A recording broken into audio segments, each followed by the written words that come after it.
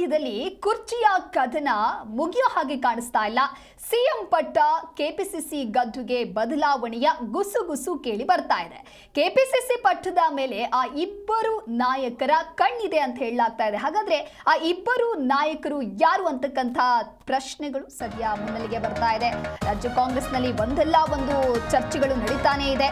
CM ಪಟ್ಟ ಆಯ್ತು, ಈಗ ಕೆಪಿಸಿಸಿ ಗದ್ದುಗೆ ಬದಲಾವಣೆಯ ಕುರಿತಂತೆ ಜೋರಾದ ಚರ್ಚೆಗಳು ನಡೀತಾ ಇದೆ.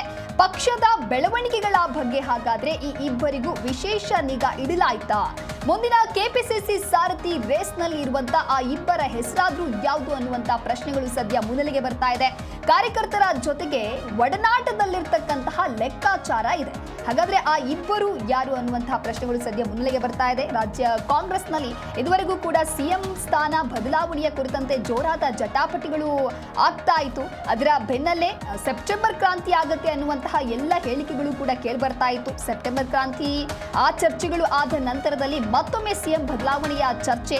ಆದ್ರೆ ಈಗ ನವೆಂಬರ್ ಕ್ರಾಂತಿಯೂ ಕೂಡ ಒಂದು ಕಡೆ ಸದ್ದು ಮಾಡ್ತಾ ಇದೆ. ಇನ್ನೊಂದು ಕಡೆ ಸಿಎಂ ಸ್ಥಾನ ಬದಲಾವಣೆಯ ಕುರಿತಂತೆ ಜೋರಾದ ಚರ್ಚೆ ಇರುವಂತ ಬೆನ್ನಲ್ಲೇ ಕೆಪಿಸಿಸಿ ಗದ್ದುಗೆಯ ಬದಲಾವಣೆಯ ಕುರಿತಂತೆಯೂ ಕೂಡ ಸದ್ಯ ಚರ್ಚೆಗಳು ಆಗ್ತಾ ಇದೆ.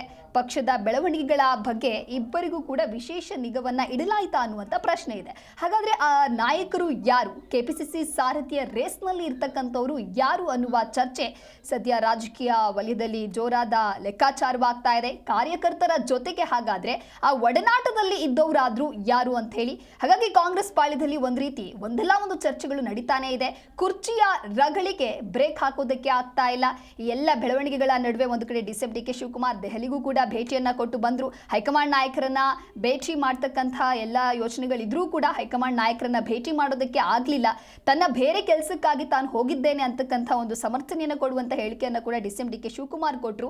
ಈ ನಂತರದಲ್ಲಿ ಅಂದ್ರೆ ನವೆಂಬರ್ 16ರಂದು ಸಿಎಂ ಸಿದ್ದರಾಮಯ್ಯ ಮತ್ತೆ ದೆಹಲಿಗೆ ಹೋಗುವಂತಹ ಪ್ಲಾನ್ಸ್ ಕೂಡ ಇದೆ. ದೆಹಲಿ ಪ್ರಯಾಣವನ್ನ ಸಿಎಂ ಸಿದ್ದರಾಮಯ್ಯ ಕೈಗೊಳ್ತಾರೆ. ಹಾಗಾಗಿ ಸಂಪುಟ ಪುನರ್ರಚನೆ ಅಥವಾ ಸಿಎಂ ಸ್ಥಾನ ಬದಲಾವಣೆ ಅಂತ ಬಂದಾಗ ಏನಾದ್ರೂ ಅವತ್ತು ಬಹಳಷ್ಟು ಚರ್ಚೆಗಳು ಆಗ್ತಾವ ಅನ್ನುವಂತ ಪ್ರಶ್ನೆಗಳು ಕೂಡ ಮೂಡ್ತಾ ಇದೆ. ಇದರ ಬೆನ್ನಲ್ಲೇ ಇದೀಗ ಕೆಪಿಸಿಸಿ ಗದ್ದುಗೆಯ ಬಗ್ಗೆ ಜೋರಾದ ಚರ್ಚೆ ನಡೀತಾ ಇದೆ. ಸಚಿವರಾದಂತ ಈಶ್ವರ್ ಖಂಡ್ರೆ, ಸತೀಶ್ ಜಾರಕಿಹೊಳಿ ಈ ಇಬ್ಬರ ಕಣ್ಣು ಕೂಡ ಹಾಗಾದ್ರೆ ಕೆಪಿಸಿಸಿ ಅಧ್ಯಕ್ಷ ಸ್ಥಾನದ ಮೇಲೆ ಇದೆಯಾ ಅನ್ನುವಂತ ಪ್ರಶ್ನೆ. ಹೈಕಮಾಂಡ್ ಮಟ್ಟದಲ್ಲಿಯೂ ಕೂಡ ಇಬ್ಬರ ಹೆಸರು ಚರ್ಚೆಯಾಗಿದೆ.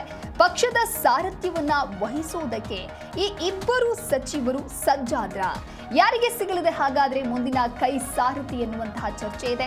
ಪಕ್ಷದ ಕಾರ್ಯಕ್ರಮ ಸಿಎಂ ಜೊತೆಗೆ ಇವರು ಹೆಚ್ಚಾಗಿ ಕಾಣಿಸ್ಕೊಳ್ತಾ ಇದ್ದಾರಾ? ಸಿಎಂ ಜೊತೆಗೆ ಇವರ ಒಡನಾಟ ಬಹಳಷ್ಟು ಇದೆಯಾ ಅನ್ನುವ ಒಂದು ಲೆಕ್ಕಾಚಾರ ಕೂಡ ಸದ್ಯ ಮೂಡ್ತಾ ಇದೆ. ಹಾಗಾಗಿ ಮುಂದಿನ ಕೆಪಿಸಿಸಿ ಸಾರಥಿ ರೇಸ್ನಲ್ಲಿ ಸಚಿವರಾದಂತ ಈಶ್ವರ್ ಖಂಡ್ರೆ, ಸತೀಶ್ ಜಾರಕಿಹೊಳಿ ಇದ್ದಾರೆ. ಇಬ್ಬರ ಕಣ್ಣು ಕೂಡ ಕೆಪಿಸಿಸಿ ಅಧ್ಯಕ್ಷ ಸ್ಥಾನದ ಮೇಲೆ ಕಣ್ಣಿದೆಯಾ ಅನ್ನುವಂತಹ ಪ್ರಶ್ನೆಗಳು ಕೂಡ ಸದ್ಯ ಮೂಡ್ತಾ ಇದೆ.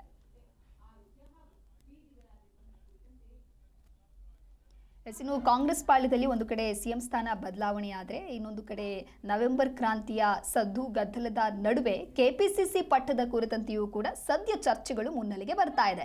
ಹಾಗಾದ್ರೆ ಕೆಪಿಸಿಸಿ ಸಾರಥಿಯ ರೇಸ್ನಲ್ಲಿ ಯಾರಿದ್ದಾರೆ ಅನ್ನುವಂತಹ ಪ್ರಶ್ನೆಗೆ ಉತ್ತರ ನೋಡ್ತಾ ಹೋಗೋದಾದ್ರೆ ಸಚಿವರಾದಂಥ ಈಶ್ವರ್ ಖಂಡ್ರೆ ಒಂದು ಕಡೆ ಆದ್ರೆ ಇನ್ನೊಂದು ಕಡೆ ಸತೀಶ್ ಜಾರಕಿಹೊಳಿಯೂ ಕೂಡ, ಅಂದ್ರೆ ಈ ಇಬ್ಬರ ಹೆಸರು ಬಹಳಷ್ಟು ಚರ್ಚೆ ಆಗ್ತಾ ಇದೆ. ಹಾಗಾಗಿ ಯಾರಿಗೆ ಸಿಗಲಿದೆ ಮುಂದಿನ ಕೈ ಸಾರಥಿ ಅನ್ನುವಂಥ ಚರ್ಚೆ ಇದೆ.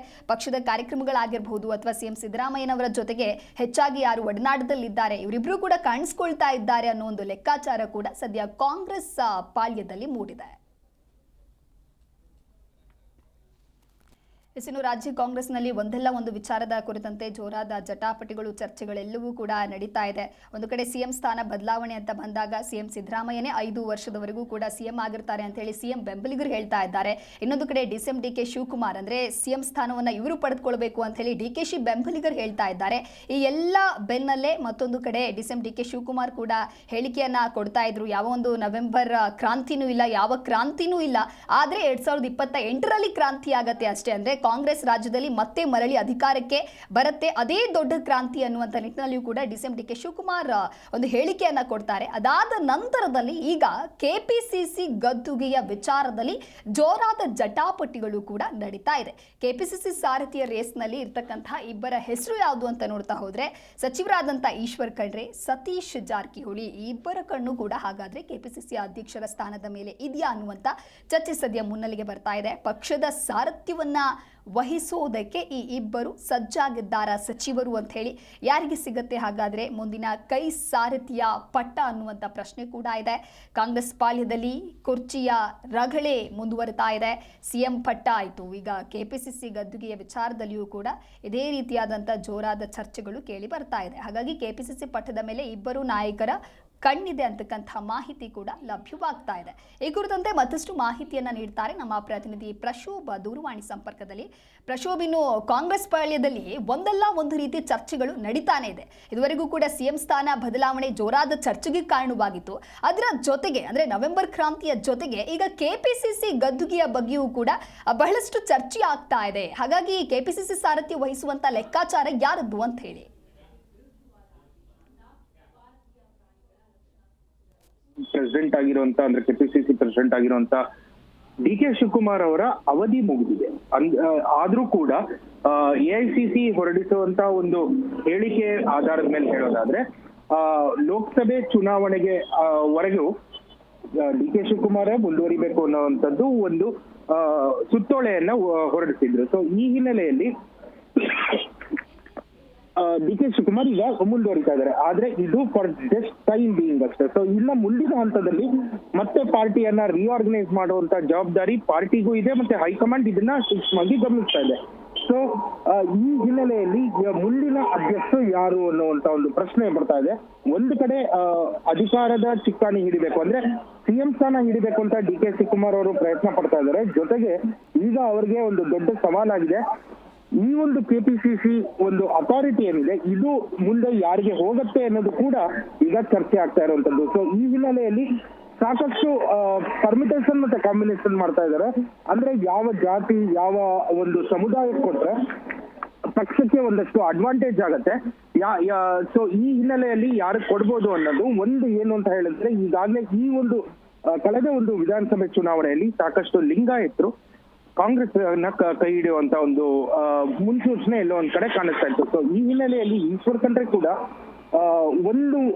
ಒಂದು ರೀತಿಯಲ್ಲಿ ಕೆಪಿಸಿಸಿ ಅಧ್ಯಕ್ಷ ಸ್ಥಾನವನ್ನ ಲಿಂಗಾಯತ ಸಮುದಾಯಕ್ಕೆ ಕೊಡುವಂತ ಸಂದರ್ಭ ಬಂದ್ರೆ ಲಿಂಗಾಯತರು ಅಟ್ ಎ ಬ್ಲಾಕ್ ಕಾಂಗ್ರೆಸ್ಗೆ ವೋಟ್ ಮಾಡುವಂತ ಒಂದು ಪಾಸಿಬಿಲಿಟಿ ಹೆಚ್ಚಾಗಿರುತ್ತೆ ಅಂತ ಅವರ ಒಂದು ವಾದ ಇದೆ. ಇದ್ರ ಜೊತೆಗೆ ಇನ್ನು ಅಹಿಂದ ಮತಗಳು ಅಂದ್ರೆ ಈಗ ಸತೀಶ್ ಜಾರಕಿಹೊಳಿ ಈಗಾಗಲೇ ಸಿದ್ದರಾಮಯ್ಯ ಅವರ ಪುತ್ರ ಆಗಿರುವಂತ ಯತೀಂದ್ರ ಸಿದ್ದರಾಮಯ್ಯ ಅವರು ಈಗಾಗಲೇ ಅನೌನ್ಸ್ ಕೂಡ ಮಾಡ್ಬಿಟ್ಟಿದ್ರು ಮುಂದಿನ ಅಹಿಂದ ನಾಯಕತ್ವವನ್ನ ಸತೀಶ್ ಜಾರಕಿಹೊಳಿ ಅವರು ತಗೋಬೇಕು ಅನ್ನೋದು. ಸೊ ಈ ಹಿನ್ನೆಲೆಯಲ್ಲಿ ಇಬ್ಬರ ಮಧ್ಯ ಪೈಪೋಟಿ ಇರೋದು ಒಂದ್ ಕಡೆ ಆದ್ರೆ ಕೆಪಿಸಿಸಿ ಅಧ್ಯಕ್ಷರ ಒಂದು ಸ್ಥಾನ ಡಿ.ಕೆ ಶಿವಕುಮಾರ್ ಕಳ್ಕೊತಾರ ಅನ್ನೋದು ಕೂಡ ಈಗ ಚರ್ಚೆ ಆಗ್ತಾ ಇರುವಂತದ್ದು.